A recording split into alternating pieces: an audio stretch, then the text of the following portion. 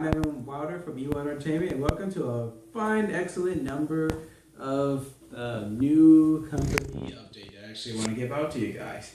Now, as I'm going to keep this update very short, but if you guys are very busy on the go, I also put in an MP3 file and email address so you can listen to the sweet, sweet sound of my voice while you're on the go. With that said, I actually want to talk about two things that actually happened. Not a lot has happened and it's long delay, but what actually has happened is that I finished the Unschool script. Now, for some of you guys who are not aware what Unschool is about, Unschool follows a 13-year-old kid who drops out of school and learns the cold hard lessons of life with the help of his functional family and his rebellious confidant. Kind of like Girls Meet World, except girl really does actually meet the real world instead of being stuck in school. And I want to thank Miles for actually suggesting that show to me. He's been putting his entire Twitter feed with it, so of course I'm going to see it on my home screen, and I just had to check out the show. Really good show. It's a really great show. If you guys haven't checked it out, go ahead, watch it. If you guys have nothing else bad to do.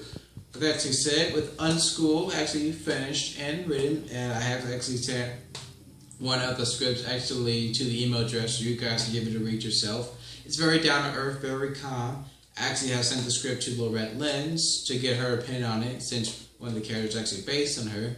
That also leaves us with only one last script, one final script, and this one's actually called Get to Know Me, and it deals with the road to stardom with this internet band that combines two genders together. And I'm actually learning a lot about writing a show that's actually targeted towards a female audience, and I've actually came to understand that there's a slight difference between a drama towards a female audience and a drama towards a male audience. And with the help of that, my girlfriend has been introducing me to such classics like Scandal and Nashville. So really getting it in right now. So that one of the XX way to show that people actually will like and enjoy, as well as being able to bring in the situational drama that's actually geared towards melodramas, like the characters actually involve some real painful stuff instead of emotional like you would see in a female drama as well. Yes, I'm looking at that, Ashley. Ashley's actually the camera behind this right now, so that's actually pretty good. So, what's actually next after the one script? Well, we can finally get the ball rolling. And what's next after that? Well, I'm actually going to focus on the technology that we can actually use as a Chilean company. Right now, I'm actually in the middle of deciding, do we either do the Chilean route with the Chilean company or do the Singaporean route as well? So that's kind of up in the air right now, but I spent all today doing research on that. So just waiting on my options as well and the political landscape behind Chile right now. They actually have a socialist president named Michelle Bachelet. It's a long story, but I got the Wikipedia link in the message below, so you can check that out for yourself if you want. I'm also going to actually be updating the production process. I actually attached that to the email address at the moment right now, so you can check that out too. And I'm also going to be working on the hiring ads as well, so that way we actually be able to build it up. And that actually leads us over to actually getting the forums ready, so we can actually move away from this email communication back and forth, as well as getting my own very own computer, so things would be a bit more streamlined as well. So that's actually what's going to be happening actually afterwards. Now, the rest of this message will actually be more of addendums to what's actually going on in the video game landscape. It does affect E1 Entertainment in sort of a moderate major way, but I'm just going to go over what's going on right now. Now, for most of the people who are not really involved with what's going on with video games as a culture, especially on the internet, basically, for the last 3 years, I've been oblivious to this for the last 3 years, there's actually has been a new breed of people who call themselves social justice warriors. Now, I'm going to be as objective as I can as possible, but these are usually people who feel that people are being oppressed, and in my opinion, some of the most mundane ways possible. So, these are actually people who say that, oh, well, if you actually, and it's so much I cannot explain. I'll put a bunch of links to explaining who or what social justice warriors are actually about in the email address and in the email message. But basically, these are just people who are just overly politically correct. And over the course of 3 years, they have been invading the video game culture, and a scandal has came out about Zoe Quinn and her involvement with journalists. And basically, this does affect us as well because, as I actually said, that when we do go crowdfunding, we're going to be seeking press, but along the way, it came to shine. The facts came to shine that maybe we should actually be more aware about who we actually go for media coverage. A lot of people are not really trusting Kotaku or a lot of these video game journalism as well. And there's a lot of them, except for IGN hasn't been really connected to it, but I have only been on the outskirts of it as well. But I did learn a lot from SJWs. I wrote it all on an outline right here. I'm actually just going to be paraphrasing for it right here, right now.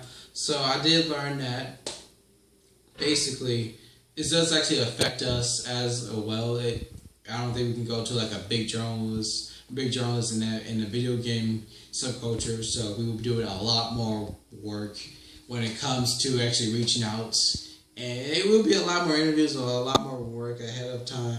Instead of just going to a big journalist and taking care of things all at once, we just go to individual bloggers who actually have their own fan base as well.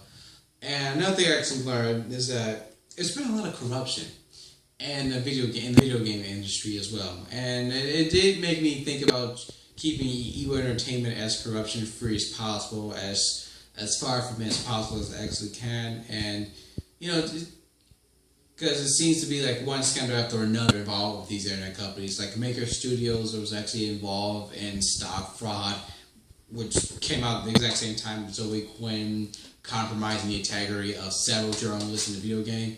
And it just made me think about just keeping things as honest and as good deal as a business as I actually can do. Okay. And another thing I actually want to focus on was that I was thinking about social justice warriors, and I was actually thinking about how to actually appeal to more than just the American audience, but rather appeal to like a global audience. So learning from what's been going on with the whole Anita Sarkeesian thing, and in my frankly opinion, I think she's a bit of a scam artist in my opinion, and it really actually made me wonder that I should actually be pursuing an audience from another countries as well, not just the United States of America. And another thing I actually want to say is that a lot of things with the whole scandal, with the whole Zoe Quinn, it did kind of remind me something along the lines of something when people react to shocking news. Like I keep saying that the dollar's going to collapse one day and eventually, and right now people are starting to go through that shock right now, and we're not sure how things are going to end up in the end, but it just seems that it feels like a bit of a paradigm shift, and all the chickens are actually coming home to roost. So what started out as just a lot of people invading one culture and telling that one culture how to do one thing, it seems that a lot of these things are starting to come out, and it really kind of parallels to people's reactions during certain horrible events like Dollar Collapse.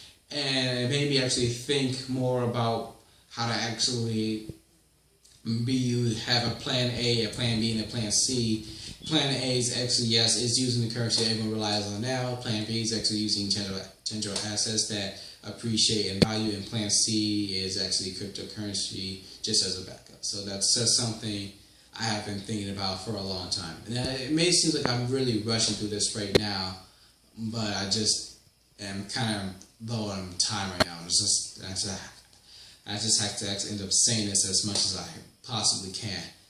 But I have actually learned a lot from social justice work, not in the way of that I'm a bad person, but just more of a way that we should actually be pursuing more of a global audience. People in China and people in Europe, and especially people in Latin America. Those are two biggest, well, in Asia and Latin America are like some of the two biggest people I actually want to actually pursue as well. So yeah, that seems like a lot to say in such a short time, but other than that, things have been progressing pretty slowly, but well on our way. So I'm glad you guys took a chance to listen to this. If you guys are confused about anything what I just said, I'm confused because I don't think I was able to put things to a clear sentence as I would like to, feel free to message me, and I will definitely respond to you guys personally.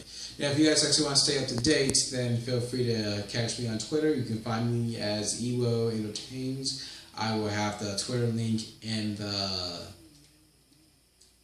email message, so you guys can actually follow me there. I'm following most of you guys there anyway, so you guys should be able to find me. So that's great. Well, with that actually said, I will be checking into Miles. I will be checking into Pretty Little Liars to help me write this script, and Maxo. I actually want to say that people will eventually move on from Mia Sarkeesian. Her scam has gotten to the point where it has to come down eventually, and eventually her scam will come down, and that's just it. If she doesn't produce a good enough quality product, then people will move on. So I would not be so worried about Gamergate right now, but it does pale in comparison towards the Klaus when it does happen. Well, with that actually said, this is Water. I just want to say goodbye, and you guys have a good day.